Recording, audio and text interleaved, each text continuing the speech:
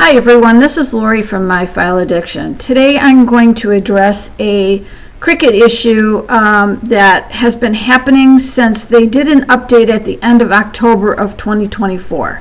It is now November 14th of 2024 and the issue is still happening. So I've kind of put off doing this video because I was hoping that the issue would get fixed, but evidently it has not. So what is happening right now because of an update that they did is files are coming in at either an extremely large size or sometimes a very tiny size. When you are dealing with rhinestone files, it's important that the file come in at the size that I designed it at. So when Cricut is resizing files, that also means the circles that make up the design are also being resized. So they are no longer going to cut the correct size hole for your stones to fall in properly. So inside of my my Cricut files that I supply for my customers, I have a measurement note. And the measurement note is something that you should always double check to make sure files are at the correct size before you cut any of the file pieces. So they've been good for over quite a few years of coming in at the correct size, but then all of a sudden updates get done and issues and bugs get it happens. So I'm going to show you how to correctly resize three different file types. One would be a design that is either a single color design or a multicolor design. The next one is going to be a file that is set up to personalize, so it may come with extra numbers or alphabet. So it's going to be resized a little differently. And then lastly, I'm going to show you how to resize one of my alphabet files. When you bring in these files, it's very important that you pay attention to the note that I place inside the file. Also, I provide two SVG files along with an EPS, DXF, PLT, and so there's multiple file formats within the folder that you get. There are going to be two SVG files. The first SVG file that you come to is going to be for Silhouette users or any other, Sure Cuts a Lot users, other programs besides Cricut and Brother Scan and Cut users. There is a second SVG file, which is right under that first one, and it's usually the last file inside the folder. That one will end in Cricut-Brother. That is the file that you need to use. That is the only file that has the measurement note on the inside. The other SVG file does not. So I'm going to show you exactly what that looks like, okay? So we're going to go to uploads and I'm going to upload image, browse. I'm going to go to this and I'm going to click on this folder right here. So as you can see that there are multiple file formats inside the folder. Both of these bottom files are SVG files, okay?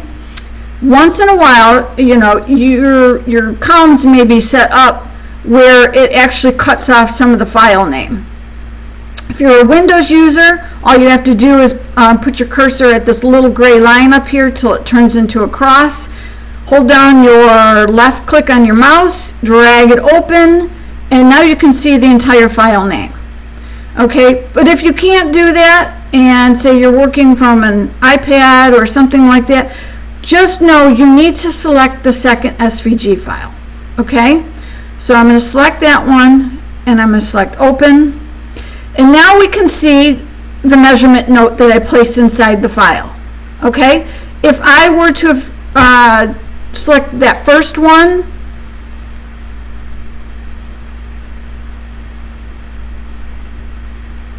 file looks the same, but there's no measurement note.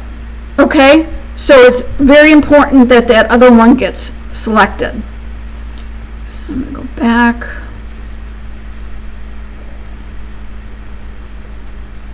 And select this one. Okay, so the first thing people are complaining, they're like, it's very blurry. Okay? It's blurry probably because this is coming in at such a large size. Okay, it's not, what you see here is not the way the file is going to look after it's imported into your program. Okay, so what you may want to do at this point is you're going to look at this note and you're going to say, it says each box should measure.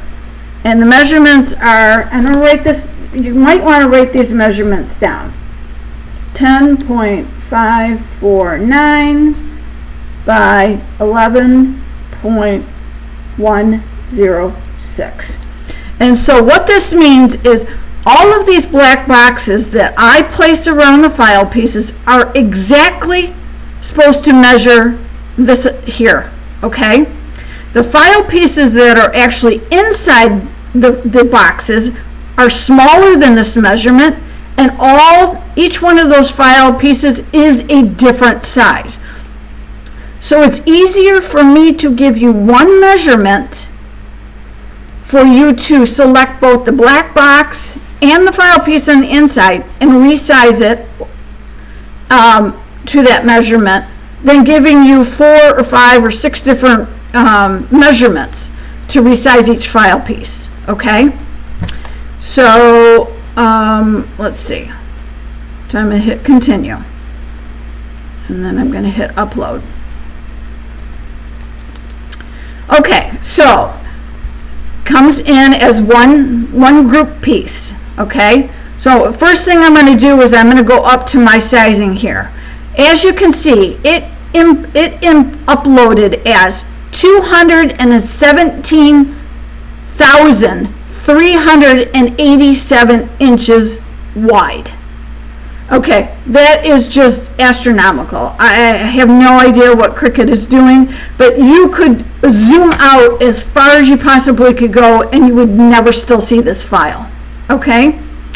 So what we have to do is we have to bring this file into our viewing area in order to resize those boxes.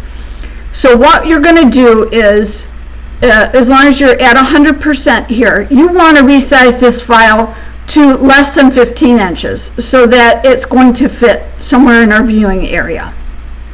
So I am going to take the width, and we're going to make sure that this lock is closed.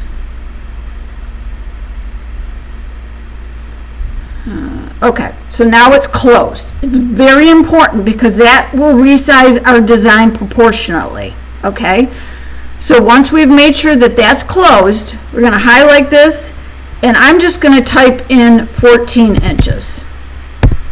Okay, now just because I typed in 14 inches doesn't mean that this file is now the correct size. Okay, so now what we need to do is we need to ungroup this file till we see the individual file pieces plus all of the black boxes. Now if I select one of these box pieces, because I'm in my note it says that each box should measure 10.549. If I select the box piece, it's coming up 3.213 by 3.382 inches. So this is telling me that this file is too small, okay? So what I need to do is now I need to take this measurement note and now I need to resize each one of these file pieces back to its original size. So I'm going to zoom out here a little bit. Going to move our box measurement, put it down here a little bit. Okay, so now that because this file is a lot smaller, we're going to have to select one of these file pieces, and I'm going to move it down here. Actually, I might have to zoom out a little bit more. And I apologize if this is video is going to be long, but you know, I think it's important to tell you guys and show you guys how to properly do this instead of just saying click, click, click, click, click, this, that, and the other thing, and not explain the reasons why. And you know, a lot of people say, well, what did you do? I don't know, you clicked this, but you didn't say what you did. So that's what I'm trying to explain, how to properly do everything so it will avoid any issues down the road, okay? So I'm gonna, oops, it doesn't matter if this gets resized, but I'm gonna move this out of the way. Okay, so it's important that you select both the box and the design piece, because we need to change the size of that design piece, but I don't want the design piece to equal this 10.549. I want the box to equal that. So if we have our little locked up here, locked, then we can type in one of these measurement notes, and if I type in 10.549 and I select enter, you can see the width or the height of the box changed to 11.106. Okay? Now if I happen to select the design piece on the inside, now you can see the design piece on the inside is a different size, and that's okay. That's perfectly fine. Okay, it's important that the box match my measurement note, but it's important that you select both the box and the design piece when you resize.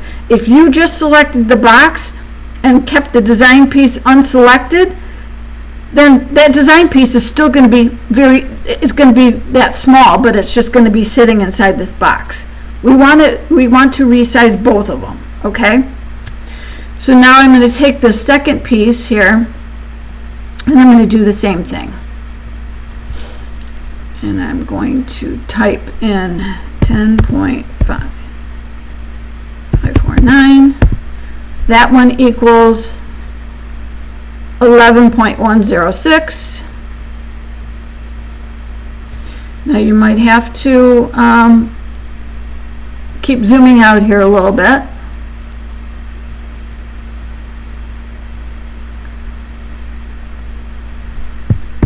.549,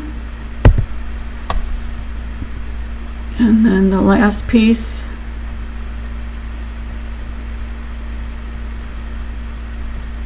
is 10.549. Okay, so now if I were to select each one of these black box pieces at one at a time, they should all equal 10.549 by 11.106. So if I go through,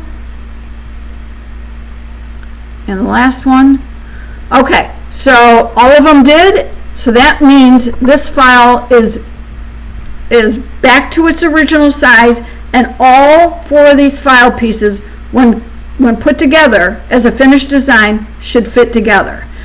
If you want to double check to make sure that you did it correctly and make sure all of those file pieces are going to fit back together, there's one more step that you can do. I'm going to delete this right now. I'm going to select the box piece and the file piece on the inside, and I'm going to group it. I'm going to do that for each one of these. Group, group, and group. So now I have 4 groups. And I have no extra file pieces here. So now what I'm going to do is I'm going to select all of these pieces. It's important that you leave the box attached to do what I'm going to do. So you can go to your alignment tool and hit center. It's going to stack all of those boxes on each other, and because they are all the same size, when we start ungrouping each layer.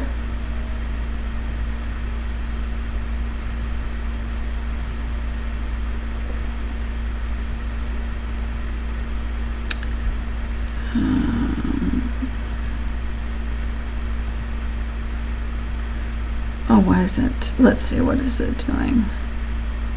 Huh. Let's go back here. Get back to, sorry. Okay, so if I select this, I want it to look exactly like this. I don't know what was happening before when I don't want to see the word group anymore. Okay, so now we have individual file pieces again in individual boxes. If I select all the box pieces, I'm holding down my control key and I'm selecting all 4 boxes. I delete them, and now the design is put back together and all the file pieces fit perfectly together. Okay, if they don't, then that means somewhere along the line something was not resized correctly, and you should not cut it. Don't think that it's just automatically going to fix itself after it's been cut, okay? If it doesn't fit together in the program, it's not going to fit together once you cut the templates. Okay, so that's how you resize these particular designs. I'm going to quickly go through the other 2 and show you what those are. Browse. I'm going to go into this football drip. I'm going to make sure, I'm going to slide this over. I'm going to make sure I select the Cricut Brother file, open. Now on this one, the note says the entire file should measure. And I'm going to write down these measurements. Okay, so this is telling me when this whole entire file is selected, we should make sure it measures this amount, this matches this measurement, these measurement numbers. Sorry about that. Okay, so I'm going to hit continue and upload.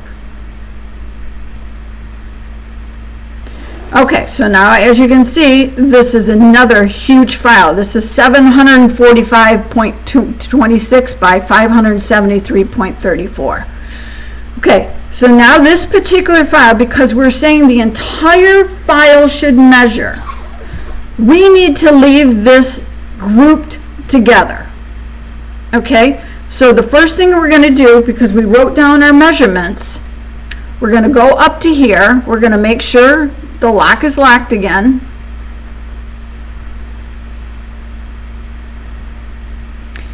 And I'm going to override the 745 and I'm going to type in 27.59, hit enter, and then as you can see it resizes the height to 21.226. So now this file is the correct size. And the reason I do this is because I would have to, if I did it according to the different design pieces, you'd have to resize all 3 of these boxes to a certain measurement, then maybe the numbers to a certain measurement, then maybe the alphabet to a certain measurement. So this way, by doing it the way I do, and I put this measurement note within the design so it doesn't affect the size of it, I can tell you as a file, the file as a whole should measure that amount. I don't have that option when I have just file pieces, because this measurement note is always going to add on to the size of what these boxes should be. So I would always have to try to factor that in as part of my measurement. And it's not, sometimes it's easier than it sounds, okay? But so that's why this is a little bit different, because this measurement note did not affect the size of the file, because I reduced it down so that it would fit within the perimeters of all the design pieces. But I can't get that measurement note to fit in the perimeter of the individual box pieces when I just have a file like I did previously. Okay, so that now tells me that everything is the correct size. So now I'm going to delete this one, and now the last one is pretty much the same as the one I just did with the football drip. Let's see.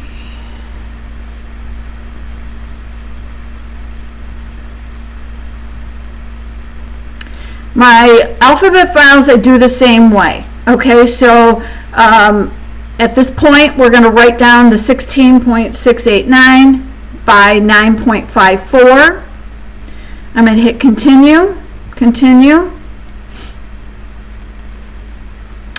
As we can see, it came in at 57.202 by 32.698.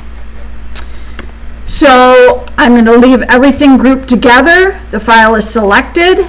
I'm going to go in and I don't know why this goes to unlock every single time, but that's something you're going to have to make sure you're checking. Type in 16.689, enter, and now we can tell the height went to 9.54 inches high.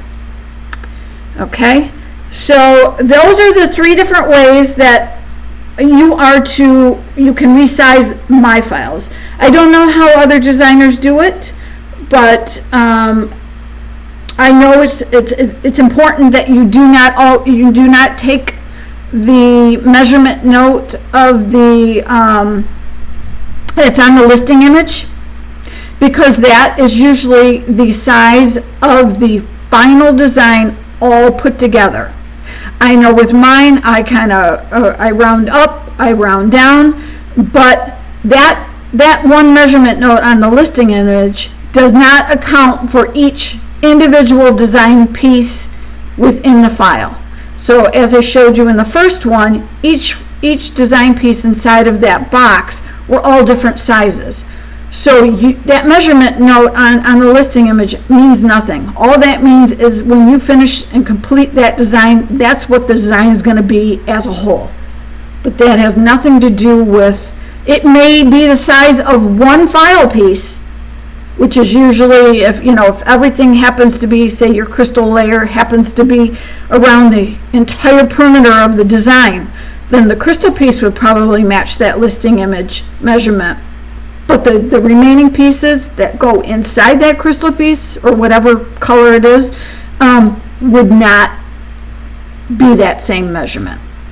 I hope this clears it up. Again, I apologize for the length of the video, but like I said, I think it's important to teach you how to do things, and just instead of just saying, click this, click that, and then people tend to get a little confused.